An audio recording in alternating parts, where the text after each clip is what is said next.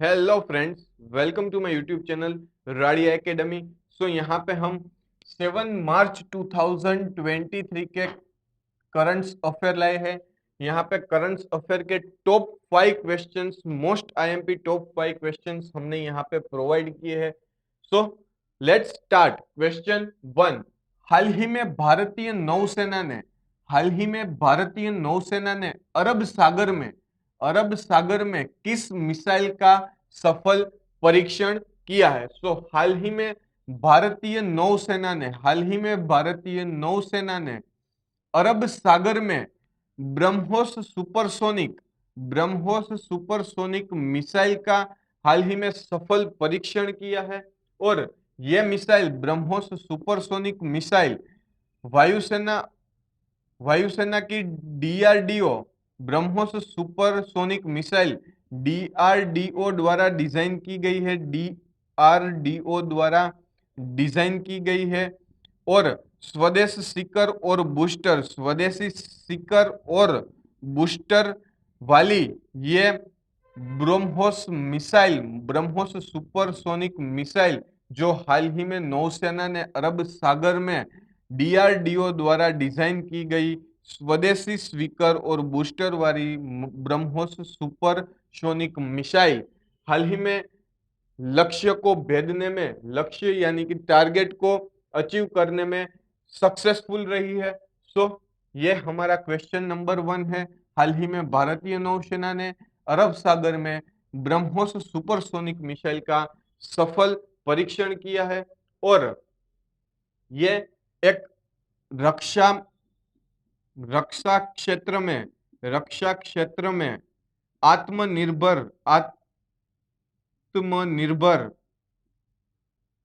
का एक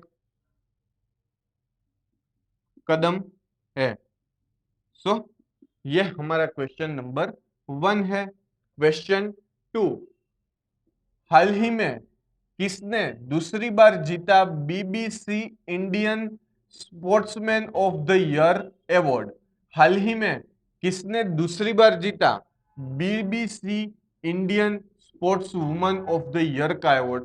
हाल ही में वेट लिफ्टर मीराबाई चानू ने हाल ही में 2022 का बीसीसी का Indian sports woman of the year का अवार्ड अपने नाम किया है।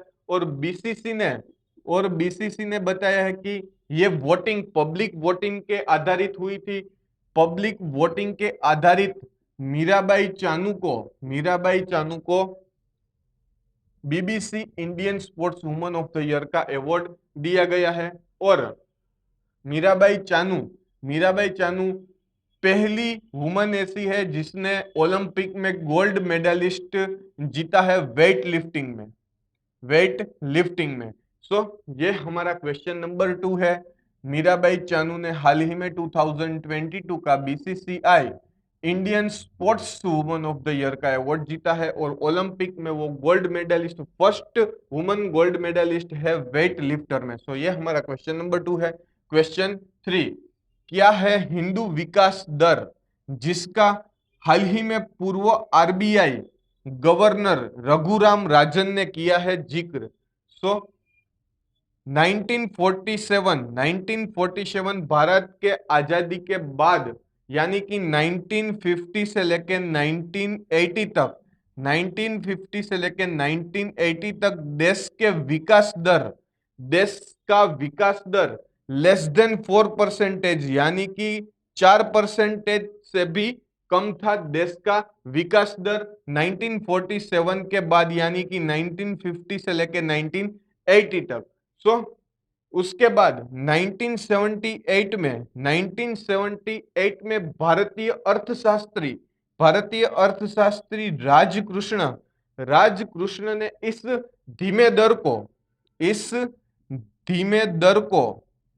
धीमे विकास दर को हिंद रेट ऑफ ग्रोथ का नाम दिया। हिंद रेट ऑफ ग्रोथ का नाम 1978 में भारतीय अर्थशास्त्री राजकृष्ण ने इस धीमे दर को पहले Hind rate of the growth का नाम दिया, उसके बाद अब उसका नाम हिंद विकास दर है, जो विकास धीमी विकास दर का नाम अब उसका नाम धीमे धीमे हिंद विकास दर हो गया है। सबसे पहले Hindu rate of the growth था, जो कि एक देश का विकास दर है जो धीमा था। 1947 के बाद लेस देन 4% था। सो इसे हिंदू विकास दर कहते हैं। सो ये हमारा क्वेश्चन नंबर 3 है।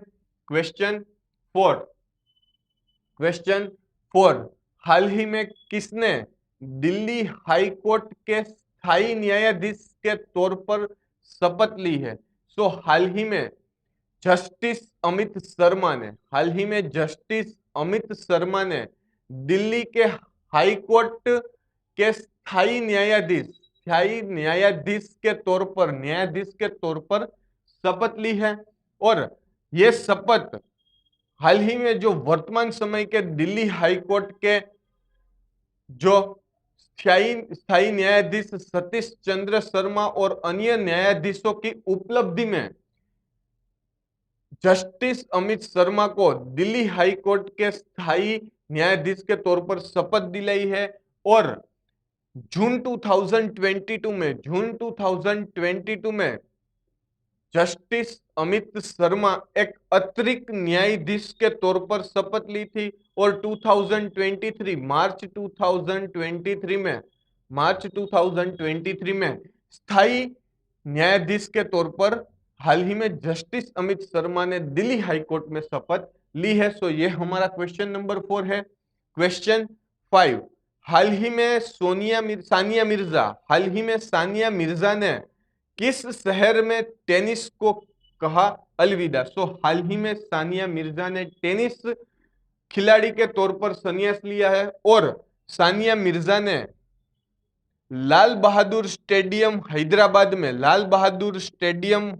कुछ फ्रेंड्स के साथ रोहन बोपन्ना, युवराज सिंह और बेथानी मेटक स्टेट्स के साथ अपने कुछ मैच खेले। और उसके बाद सानिया मिर्जा ने हैदराबाद के लाल बहादुर स्टेडियम में टेनिस को अलविदा कहा, यानी कि टेनिस से संन्यास लिया। और सानिया मिर्जा का कहना है कि मेरा 20 साल का करियर इंडिया के लिए मैंने दिया, यह मेरे लिए गर्व की बात है।